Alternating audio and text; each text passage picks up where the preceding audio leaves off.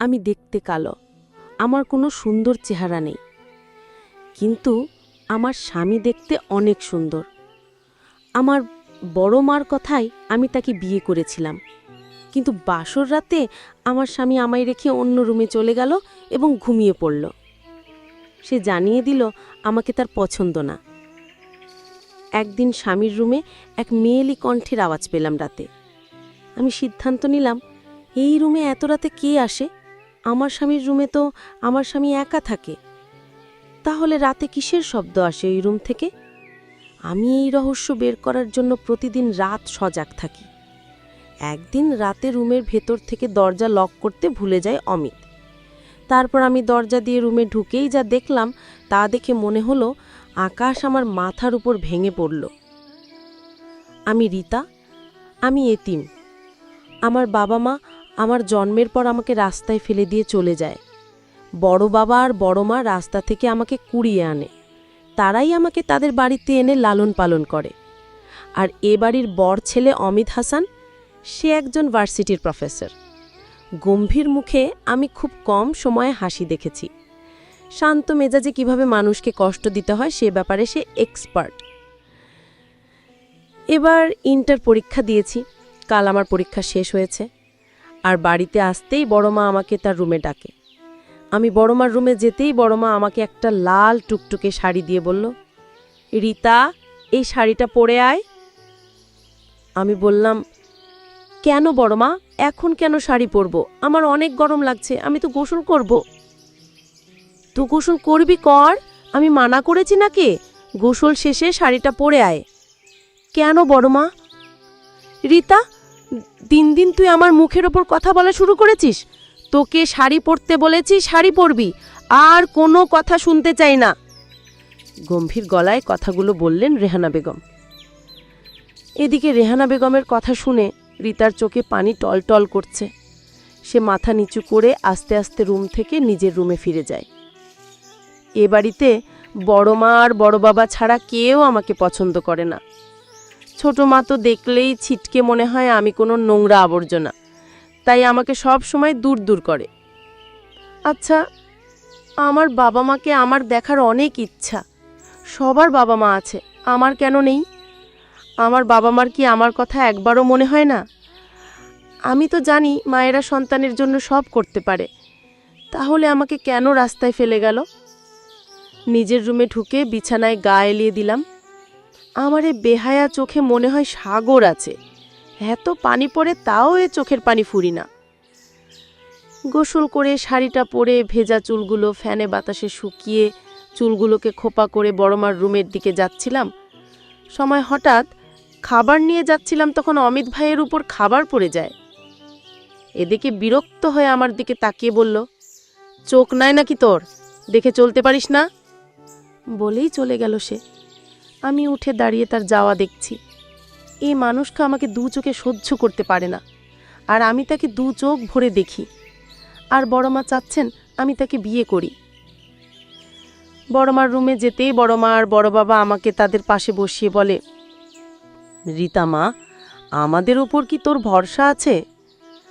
আমি অবাক হয়ে তাকিয়ে আছি। এই দুই মানুষের জন্যই তো ও আজ এই পৃথিবীতে বেঁচে আছে। সে বলে, বড় মা, বড় বাবা, তোমরা না থাকলে কি আর আমি এই পৃথিবীতে থাকতাম? তোমরা আছো বলেই আমি আছি। আর তোমাদের ভরসা করব না, তবে কাকে ভরসা করব বলো? আমি জানি তোমরা আমার জন্য যে সিদ্ধান্ত নেবে সেটা আমার ভালোর জন্য। আমার আস্থা আছে তোমাদের উপর।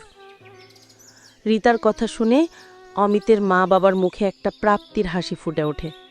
তারা রীতাকে বলে, রীতা মা, তোর কি কোনো পছন্দের মানুষ আছে? কথাটা শুনে আমার মনে আর মস্তিষ্কে অমিত ভাইয়ের কথা আর চেহারা ভেসে ওঠে।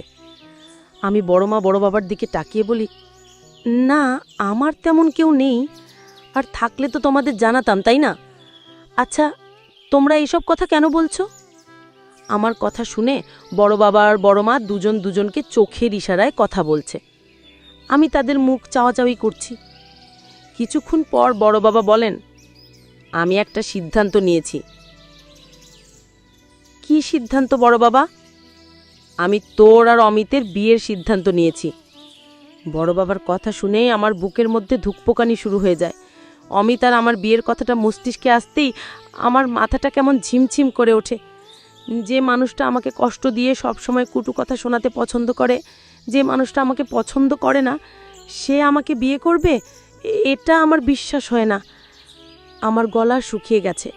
আমি ঠুক দিলে বললাম, বড় বাবা কী সব বলছো? আমার আর অমিত ভাইয়ের বিয়ে? ঠিক বলেছি আমি।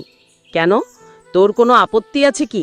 আমার জানা মতে তো কোনো আপত্তি থাকার কথা নয়।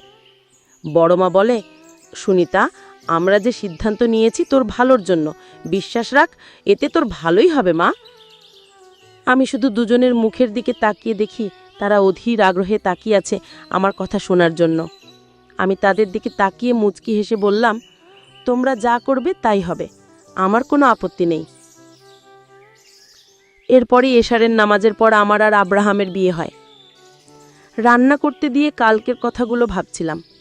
হঠাৎ আমার গালে একটা চড় পড়াল। আমি চমকে উঠে সামনে তাকিয়ে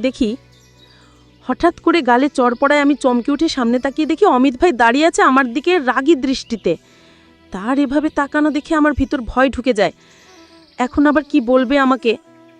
এসব ভাবনার মাঝে অমিত ভাই বলে ওঠে, তোকে কখন বলেছি আমার জন্য নাস্তা রেডি করতে, আর তুই এখানে দাঁড়িয়ে আছিস?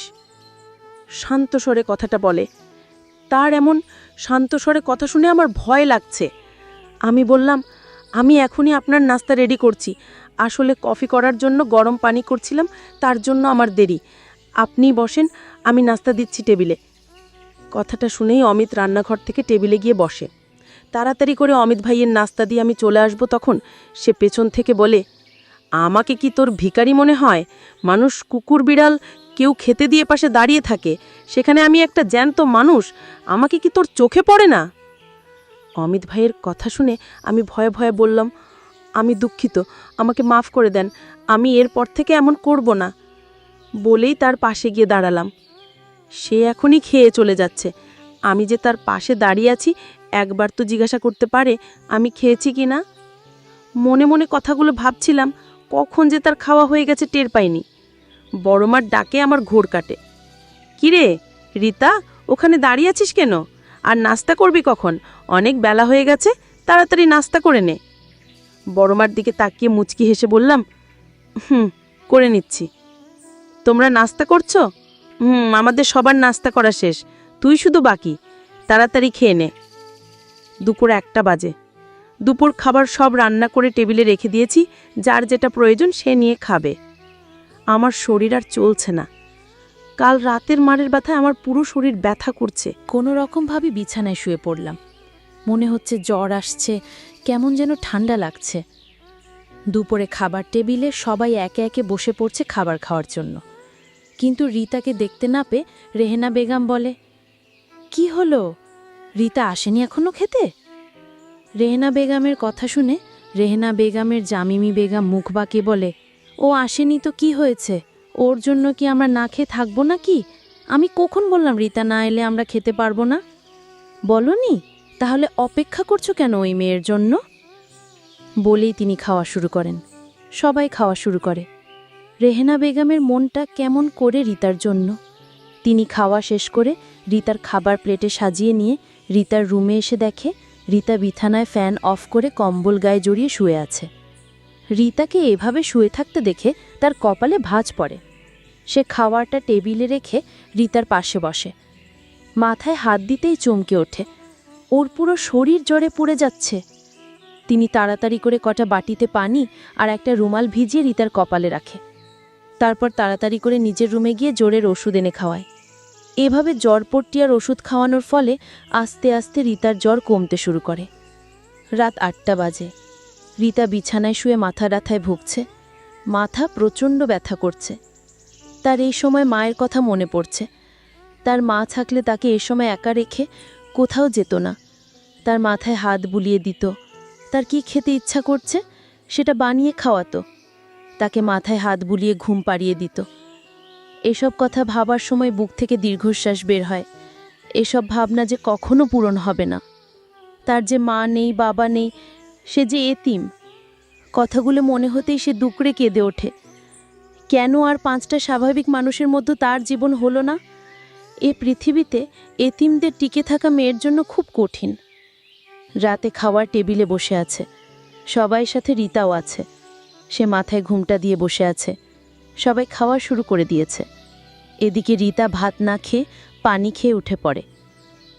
তার উঠা দেখে রেহেনা বেগম বলে, কি হয়েছে? খাওয়া শেষ না করে উঠলি কেন? আমার খেতে ইচ্ছা করছে না। রীতার কথায় রেহেনা বেগম বলে, কি খাবি বল, আমি বানিয়ে আনছি। রীতা সবার দিকে তাকিয়ে বলে, আমি কিছু খাবো না, কিছু বানাতে হবে না, তুমি খাও, আমি ঘুমাবো। কথাটা বলেই ওখান থেকে রুমে যেতে পিছন থেকে ছোটমা বলে, ঢং দেখে জান বাঁচে না, সারাদিন ঘুমিয়েও নাকি তার ঘুম ফুরায় না, যত সব ন্যাকামি। কথা শুনে রীতা পিছনে আর না তাকিয়ে নিজের রুমে চলে গেল। রাত 1টা বাজে। রীতা বসে বসে পড়ছে। জ্বর কিছুটা ছুটেছে, তাই বই নিয়ে পড়তে বসেছে। অ্যাডমিশনের জন্য কোচিংয়ে ভর্তি হবে না, সে নিজে যা পড়বে তাই। অধার ওর পিছনে এত টাকা খরচ করবে, তাই মন দিয়ে পড়ছে সে।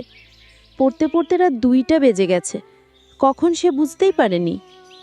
পড়ার টেবিল থেকে উঠে আয়নার সামনে দাঁড়িয়ে নিজেকে পরখ করে সে। সে তো সুন্দর না দেখতে, উজ্জ্বল শ্যামলা। তার মুখটাও ছোট, ছোট মুখে ব্রণের দাগ। তার মতো অসুন্দর মেয়েকে কি করে এমন সুদর্শন পুরুষ পছন্দ করবে? অভিমান হলেও তুমি আমাকে। তারপর বড় মার কথায় এক পর্যায়ে আমার সাথে অমিত ভাইয়ের বিয়ে দিয়ে দিল। বিয়ের প্রথম বাসর রাতে অমিত ভাই আমাকে বলে, তুই আমার মাকে ভুলিয়ে ভালিয়ে কৌশল ব্যবহার করে আমাকে বিয়ে করলি কেন? না অমিত ভাই, আমি আপনাকে বিয়ে করতে চাইনি, আপনার মা আমাকে পছন্দ করে বিয়ে দিয়েছে আপনার সাথে। তুই কি করে ভাবলি তোর মতো একটি মেয়েকে আমি বিয়ে করব? আমি শুধু বাবার দিকে তাকিয়ে তোকে বিয়ে করেছি, আর তুই নাকি চাস এ বাড়িতে রাজরানী হয়ে থাকতে। তা কখনো সম্ভব না, তোর এই আশা কোনো দিন পূরণ হবে না। আমি বললাম, দেখুন, আপনার মা আমাকে পছন্দ করে আপনার সাথে বিয়ে দিয়েছে, এখানে আমার কি দোষ? তোর দোষ মানে তুই রাজি হলি কেন? তোর রাজি হওয়াটাই তোর অপরাধ। তোর মতো কালো মেয়েকে আমি বড় করে নেব কি করে ভাবলি? এই কথা বলে অমিত ভাই তার স্টোর রুমে ঘুমাতে গেল। আমি কাঁদতে লাগলাম আর বলতে লাগলাম, হায় আল্লাহ, আমার কপালে কি এই পরিণতি ছিল? কাঁদতে কাঁদতে শুয়ে পড়লাম। হঠাৎ অমিত যে রুমে ঘুমায় সে রুম থেকে কিসের যেন আওয়াজ আসছে, মনে হচ্ছে মেয়েদের শব্দ। আমি অবাক, এ রুমে তো অমিত একা, তাহলে মেয়েদের মতো শব্দ কেন হচ্ছে? আমি ধীরে ধীরে রুমের দরজার কাছে গেলাম এবং দরজায় ধাক্কা দিতে সাহস পেলাম না। কিন্তু আমার একটাই রহস্য খুঁজে বের করতে হবে, স্টোর রুমে কিসের আওয়াজ এটা আমার জানতে হবে। কিন্তু আমি প্রতিদিন নামাজ পড়ে আল্লাহর কাছে দোয়া করি যে আমার স্বামীকে আমার কাছে ফিরিয়ে দাও। আমাকে কালো করে তুমি তো বানিয়েছ, তাহলে তুমি আমার স্বামীকে আমার কাছে ফিরিয়ে দাও। আমি যখন রাতে ঘুমাতে গেলাম হঠাৎ আবার সেই রুম থেকে আওয়াজ আসছে।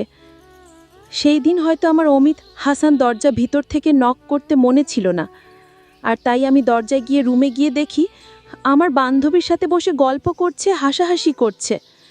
আমার বান্ধবী বলতে লাগলো, আমি তোমাকে অনেক ভালোবাসি অমিত, তুমি তোমার কালো ভুটনি বউকে এ বাড়ি থেকে তাড়িয়ে দাও। অমিত হাসান বলছিল, রীতাকে প্রতিদিন মারধর করি, তারপরেও বাড়ি থেকে যায় না।